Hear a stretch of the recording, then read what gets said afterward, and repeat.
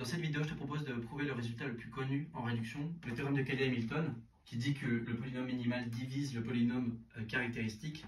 Autrement dit, ce que j'écris ici, qui a de a égale 0, pour tout a dans mn de c. Donc l'idée, c'est de pouvoir utiliser un résultat de densité. Le polynôme caractéristique, c'est polynomial en les coefficients de la matrice, donc c'est continu. Okay, donc il faut juste le montrer sur une partie dense de mn de c. Moi, je vais le montrer sur les si a diagonale, je vais le montrer sur les diagonalisables. Okay, donc si c'est vrai sur une matrice diagonale, c'est vrai sur une matrice diagonalisable. Okay, parce que le polynôme caractéristique, c'est un invariant de la conjugaison. Donc si a diagonale, qui a, donc a, je vais l'écrire d de lambda 1 jusqu'à lambda n, qui a c'est x moins lambda, x moins lambda n.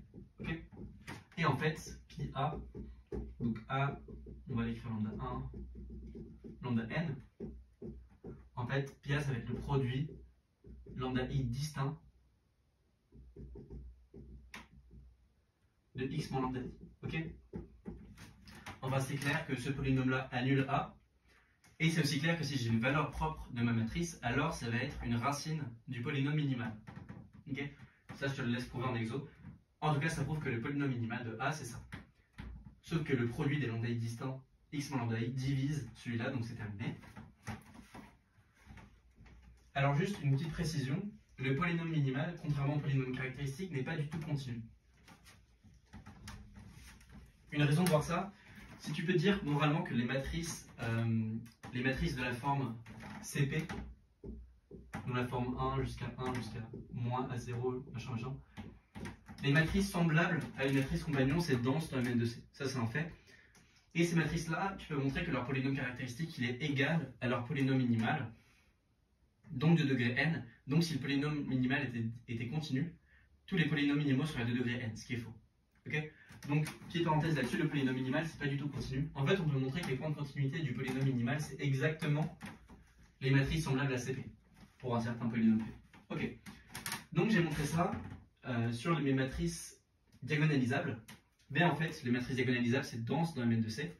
Parce que si j'ai A que j'écris PA, P-1 fois lambda 1, lambda n, ici je sais pas, je trigonalise ma matrice.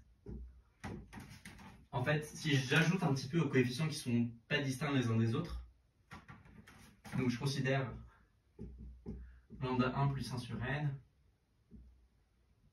lambda 2 plus 1 sur n, plus 2 sur n, lambda n plus sur k. Ok, donc j'ajoute des petits trucs à mes coefficients.